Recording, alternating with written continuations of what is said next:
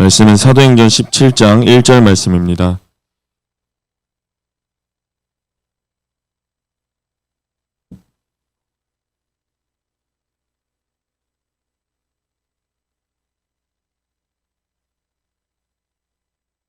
사도행전 17장 1절 말씀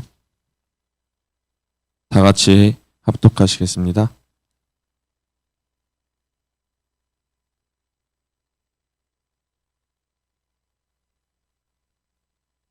그들이 암비볼리와 아볼로니아로 다녀가 데살로니가에 이르니 거기 유대인의 회당이 있는지라. 아멘. 기도드리시겠습니다.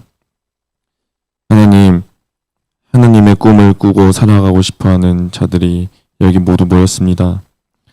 우리는 하나님의 꿈을 꿈꾸지 아니하면 이 세상에 살아가는 그 모든 활동들 속에 진정한 성취감도 느끼지 못하고 끝끝내 허전함과 공허함만을 느낄 수밖에 없습니다. 주님의 일만을 꿈꾸는 자들이 되게 하여 주옵소서. 주의 일에 도움이 되고 주의 일을 희망하며 우리들의 삶의 모든 중심이 주님이 되게 하여 주옵소서. 예수님의 이름으로 기도드리옵나이다. 아멘. 할렐루야. 하나님께서는 저희 사람들에게 혼자 살라고 하지 않으셨습니다. 에덴 동산을 지으셨을 때 아담을 만드셨죠. 그리고 그 아담에게 혼자 살게끔 하지 아니하고 짝을 주셨습니다. 바로 하와라는 짝이었습니다.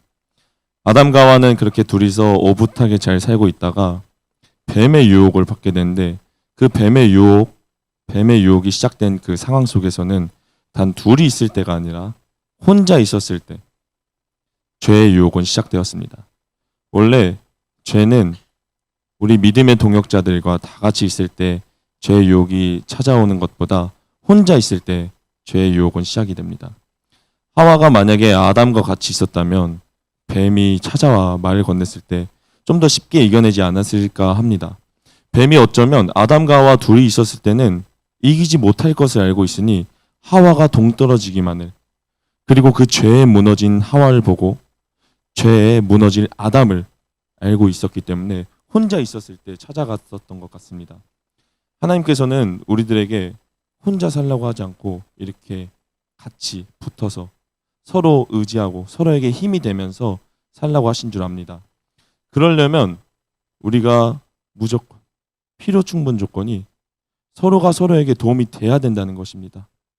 서로 좋은 시너지를 내야지 한 명이 안 좋은 시너지를 계속 내고, 그리고 그 안 좋은 시너지를 받아줄 사람이 자기도 그런 기둥이 안 되니까 같이 무너지게 되면 그 둘의 타락은 혼자 타락하는 속도보다 더 빠른 타락의 속도로 떨어져 나갈 것입니다. 그렇게 우리는 둘 중에 한 명이라도 정신을 차리기 위해 항상 기도하고 깨어 있어야 될 줄 믿습니다. 오늘 말씀 속의 본문은 바로 복음에 입각하고 복음에 아예 미친 바울의 이야기가 시작이 됩니다.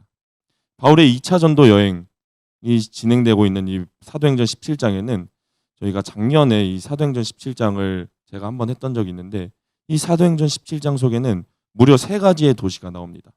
첫 번째는 바로 데살로니가 도시고, 두 번째는 베레아 도시고, 세 번째는 아덴, 지금의 아테네 도시입니다.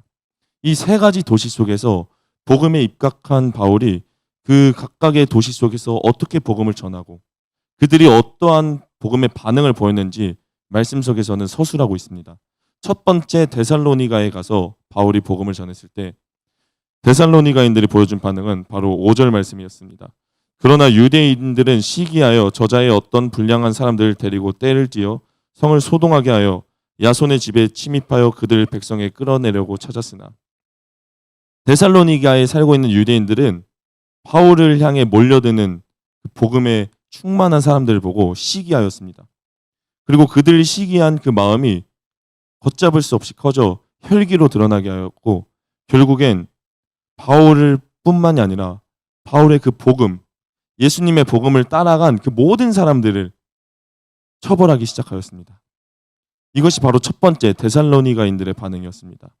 그렇다면 두 번째 베레아 사람들의 반응은 어떠하였나요? 11절 말씀입니다. 베레아에 있는 사람들은 데살로니가에 있는 사람들보다 더 너그러워서 간절한 마음으로 말씀을 받고 이것이 그러한가 하여 날마다 성경을 상고함으로. 이들의 마음은 간절했습니다. 이들은 예수님의 복음을 전에 들은 적도 없었던 자들입니다. 심지어 이방인들은 하나님이 누구신지도 모릅니다. 그런데 데살로니가의 인들의 반응과 180도 다른 모습을 보여줍니다. 하나님의 말씀을 생각할 줄 알고, 그리고 그것에 대해서 같이 고민하고 날마다 성경을 상고하였습니다. 이러한 태도를 지닌 자들은 더욱더 많은 사람들이 전도될 수밖에 없습니다. 12절 말씀에 보면 그 중에 믿는 사람이 많고 또 헬라의 귀부인과 남자가 적지 아니하나 많다고 나와 있습니다. 이렇게 훌륭한 태도를 가진 사람들이 어떻게 복음을 안 받아들일 수가 있겠습니까? 그런데 이 두 번째, 이 훌륭한 태도를 보인 베레아 사람들에게 첫 번째 안 좋은 모습을 보였던 데살로니가인들이 다시 또 13절에 등장합니다. 데살로니가에 있는 유대인들은 바울이 하나님의 말씀을 베레아에서도 전한 줄 알고 거기도 가서 무리를 움직여 소동하게 하거늘 죄는 짓기 시작하면 끝장을 보는 게 우리 사람들의 본능인 것 같습니다. 한 번 죄를 짓고 멈춰야 되는데 그 죄가 풀릴 때까지 내 마음은 하나님 앞에 용납이 안 되는 겁니다. 다윗이 밧세바를 보고 음욕을 품었을 때, 옥상에서 목욕을 하고 있던 밧세바를 봤을 때 그곳에서 시선을 돌리고 하나님 앞에 기도했어야 되는데 그러지 못했죠. 그 결과 그 음욕이 커져서 결국엔 밧세바를 끌고 와 간음하고 밧세바의 남편을 죽이려고까지 하였습니다. 죄의 끝장을 보지 않는 우리들이 되길 하나님 앞에 축복드립니다. 우리가 하나님 앞에 계속해서 싸워야 될 줄 믿습니다. 우리가 죄악을 계속 끌고 나가면 이 죄악은 우리 마음속에서 해결되고 빨리 사라져야 되는데 이게 마음속에 계속 남아있으니까 내 말로 나가게 되고 내 표정으로 나가게 되는 것입니다. 하나님은 우리를 너무나도 사랑하셔서 그 죄악을 드러나게 하실 수밖에 없습니다. 그 죄악이 만약에 안 드러난다면 그게 3년, 5년, 10년 수많은 세월이 흘러가면 그 사람에게 결국엔 저주받게 되지 않는 거 아닙니까? 우리의 죄악이 하나님 앞에 빨리 드러나게 해달라고 차라리 그 순간에 너무 부끄럽고 너무 죄송해서 사람들 얼굴도 쳐다볼 수 없을 정도로 쪽팔리더라도 우리의 죄악이 차라리 드러나는 게 하나님의 시간대에서 보면은 그것이 진정한 축복인 줄 믿습니다. 우리가 죄악이 가장 좋은 것은 이 죄악이 드러나기 전에 마음속에서 해결 보는 것이겠죠. 자, 첫 번째는 데살로니가, 두 번째는 베레아 사람, 세 번째는 바로 아덴 사람들입니다. 세 번째 사람들은 아주 교만한 사람들이었습니다. 그들은 우상 숭배를 즐겨하였고 다신적인 사상이 그들에게 강하게 입각되었고 또한 그들은 철학을 쫓았던 자들이야 18절 말씀에 보면 어떤 에피쿠로스와 스토아 철학자들도 바울과 쟁론할세. 그들은 자신의 잘난 맛을 알고 있기 때문에 복음을 쉽사리 받아들이지 않았습니다. 이 에피쿠로스는 쾌락주의자들이었습니다. 쾌락을 쫓아가는 자들이었습니다. 그들은 정신적인 쾌락을 뛰어넘어 정말 모든 세상의 쾌락을 초월한 그것이 이 세상에서 우리가 쫓아가야 할 표본이다 라고 주장하는 자들이었고 스토아 철학자들은 금욕주의자들이었습니다. 되게 유명한 플라톤 그리고 아리스토텔레스 이러한 사람들이 스토아 철학자들이었죠. 이들은 금욕주의, 내 인간의 본성과 감정을 억누르고 이성이 우리를 하나의 완벽한 모양으로 만들어서 우리들의 마음속에 부동심, 아무것도 동요하지 아니하고 함부로 움직이지 않는 그 부동심에 우리가 경지에 올랐을 때 비로소 완벽한 초월을 한 자들이 된다라고 주장하는 자들이었습니다. 이 부동심을 쫓은 자들, 예수님을 모방한 자들 아닙니까? 세상 사람들이 자신의 뜻대로, 자신의 철학대로 완벽한 사람이 돼야지 하는데 그들에게 그 완벽한 사람이 돼야지 하는 그 과정 속에 내가 왜 이것까지 포기해야 되지? 내가 왜 내 정욕, 내 순간의 혈기, 음란 이거 왜 포기해야 되지? 하는 회의심이 들 때 그들은 그 회의심을 이겨낼 근거가 없습니다.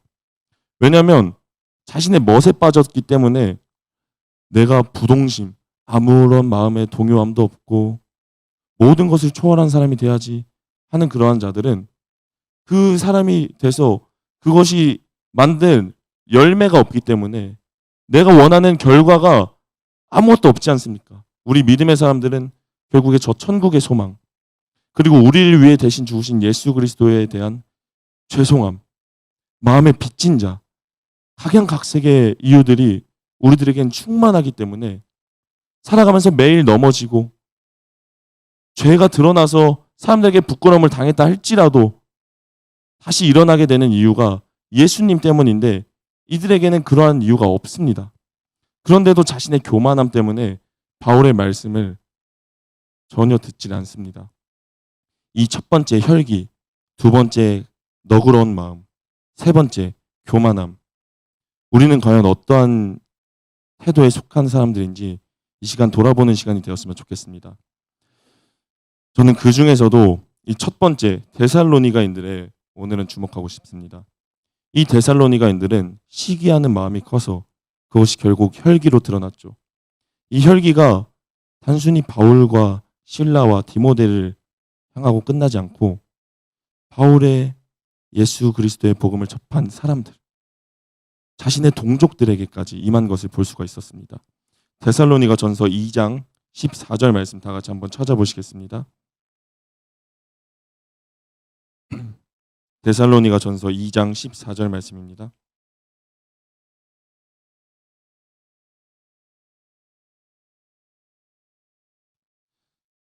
형제들아 너희가 그리스도 예수 안에서 유대에 있는 하나님의 교회들을 본받은 자 되었으니 그들이 유대인들에게 고난을 받음과 같이 너희도 너희 동족에게서 동일한 고난을 받았느니라. 데살로니가인들, 이들이 고통을 받게 된 이유는 바로 다름 아닌 자신들의 동족 때문이었습니다. 우리가 복음에 들어가 살아가고 예수님을 향한 믿음으로 충만하게 살아가고 싶은데 우리를 괴롭히는 사람들은 우리와 아무런 연고도 없는 사람들이 아니라 바로 우리들의 동족, 우리들의 가족, 친구들, 직장 동료들, 바로 우리들 주변 사람들 때문에 우리들의 복음에 위험이 찾아올 때가 많습니다. 같이 힘이 돼줘야 되고 복음의 동력자가 되고 믿음의 서로 지지자가 되어서 한 명이 빠지고 한 명이 우울해하고 힘들어할 때 옆에서 끌어줘야 되는데 복음을 향해 막 달려가고 있는 사람들을 오히려 붙잡기나 하고 비방하기나 하고 주님의 일에 도움이 되지 못할 망정 나의 걱정과 나의 교만함 때문에 그들에게 오히려 언질을 하고 복음에 방해가 되면 하나님 보시기에 어떠하겠습니까? 하나님이 가만히 입을 다무고 계실 뿐이시지 그 사람을 향한 하나님의 분노가 하나님의 진노가 얼마나 쌓여 있을지도 모르는데 우리가 이 교회 안에서 또는 주의 일을 하면서 각각 저마다의 주님을 향한 계획과 꿈이 있을 텐데 그 꿈들과 계획들을 향해 서로가 서로에게 도움이 되는 사람이 되어야 될 줄 믿습니다. 그냥 단순히 내 걱정이라고 한마디 놓는 게 아니라 내가 생각할 때는 주님 일보다 세상 일이 더 우선이고 가족 일이 우선인데 왜 이 사람은 주님의 일에만 이렇게 미치면서 살아갈까 하고 내 생각대로만 휩싸여서 아무 말이나 던지는 게 아니라 그 사람이 정말 어떻게 하면 더욱더 주님께 다가갈 수 있을지 도움이 되는 말, 기도해 주는 사람이 되어야 될 줄 믿습니다. 이 복음에 도움이 되지 아니하는 몇몇 사람들의 방해와 그들의 부정적인 말 때문에 하나님의 진노가 임한 사건을 우리는 성경 속에서 충분히 찾아볼 수가 있습니다. 이스라엘 백성들이 출애굽을 할 때 당찬 마음으로 시작하였겠죠. 눈앞에 보이는 구름 기둥과 불 기둥 그리고 홍해를 가르시는 하나님의 역사하심을 보고 그들의 심장이 얼마나 불타올랐겠습니까? 허나 하나님을 향한 믿음과 기대도 잠시 그들이 헤브론 산지와 에스골 골짜기를 향해 12지파 중에 한 명씩 대표자를 뽑아 12명의 정탐꾼을 보냈을 때 그 12명의 정탐꾼이 그 헤브론 산지와 에스골 골짜기에서 거대한 포도와 무화과 열매와 어마어마한 젖과 꿀이 흐르는 땅을 마주하고 이스라엘 백성들에게 돌아왔을 때 그곳에 그들이 보고했던 내용은 바로 좌절과 부정의 내용이었습니다. 갈렙이 말합니다. 우리가 보자. 여호와께서 저 땅을 능히 준다고 하시지 아니하였는가? 저 땅을 향해 나아가자. 우리가 저들 향해 겁먹을 필요가 없다. 라고 말하지만 다른 정탐꾼, 10명의 정탐꾼들은 그곳에 있는 네피림들을 보세요. 얼마나 귀골이 장성합니까? 우리는 결코 이길 수가 없습니다. 그곳에 들어가면 우리 모두 자살하는 길밖에 되지 않습니다. 라는 말을 할 때 이스라엘 모든 백성들이 동요가 되어서 야, 우리가 한 명의 지도자를 뽑아 다시 애굽으로 돌아가자. 우리를 애굽에서 구원해낸 여호와가 이 광야 속에서 개죽음을 맞이하게 하는도다. 저 모세와 아론, 저 사람들 돌로 치자. 라고 해서 돌을 들고 그들에게 다가옵니다. 그때 여호와의 영광이 그들 사이에 임하게 됩니다. 그리고 모세가 여호와께 대변을 하죠. 저들 용서해달라고. 저들의 원망과 불평을 용서해달라고. 하나님께서 모세에게 결국엔 말씀하십니다.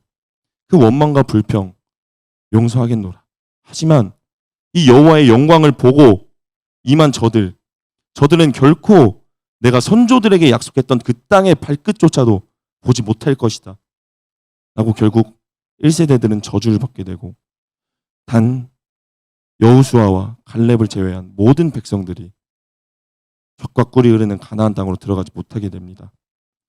이 사건은 수백 명, 수천 명의 말로 시작된 것이 아니라 12명의 정탐꾼 중 10명의 사람들 때문에 시작된 일이었습니다. 그 10명의 부정의 입술, 하나님의 일보다 나의 생각이 더 우선되는 그들의 의견, 그들의 주장이 하나님의 예언보다, 하나님의 약속하심보다 그들의 마음이 더욱더 우선시 되었기 때문에 하나님의 말씀이 그들의 귀에 들어오지 않았습니다. 그렇게 된 결과 결국 이스라엘 온 백성들이 저주를 받고 죽게 되었죠. 이곳 데살로니가에 바울로 인해 복음이 전해지고 바울은 그들 향한 걱정 때문에 그들이 시기와 혈기로 바울을 죽이려고 아테네까지 내쫓김 당하는 상황을 당하게 되었지만 바울의 마음속엔 그들 향한 걱정밖에 없었습니다. 그 죽음과 위기의 위험의 현장 속에 디모데와 실라를 보내고 데살로니가의 정말 소수자들, 몇 명의 복음에 입각한 그 사람들 위해 그들을 선교지로 보내게 되는 그러한 그 기적 속에서 데살로니가인들은 서로에게 도움이 되지 못할 망정 동족에게 피해나 끼치고 동족에게 방해가 되는 일들을 진행하고 있었습니다. 우리가 이제 이 영시예배 끝나고 중고등부 수련회도 가게 되는데 이 모든 주님의 일에 있어서 서로가 서로에게 도움이 되어야 될 줄 믿습니다. 내가 저 일을 대신 못할 망정 옆에서 힘 있는 말을 해주고 기도도 해주고 때로는 육체적으로 때로는 물질적으로 헌신해 줄 줄도 알며 하나님의 뜻이 어디에 임했는지 모르니까 나의 생각을 함부로 말하기보단 주님의 생각을 묻고 최대한 복음에 도움이 되도록 노력하는 우리 모든 성도님들이 되길 이 시간 간절히 축복드립니다. 기도드리겠습니다. 하나님께서는 이 세상을 혼자 살아가라고 하시지 아니하였습니다. 세상에 나가서 사람과 사람끼리 부딪혀 만나고 그곳에서 복음을 전파하라고 하였습니다. 그런데 그 복음을 전파하는 그 과정 속에서 누군가는 믿음의 동역자라 칭함을 받게 되고 누군가는 그 전도 여행 속에서 버려짐을 받게 되고 도움이 되는 사람이 있는 반면 도움이 안 되는 사람들도 참 많습니다. 하나님, 그러나 우리 모두가 다 부족하오니 하나님 앞에 끊임없이 기도하고 매달려서 서로가 서로에게 도움이 될 수 있는 사람들이 되게 하여 주옵소서. 나의 교만함과 나의 시기함과 나의 혈기를 다 내려놓고 나의 생각을 다 내려놓고 주님보다 앞선 자가 되지 않게 하여 주옵소서. 예수님의 이름으로 기도드립니다. 아멘.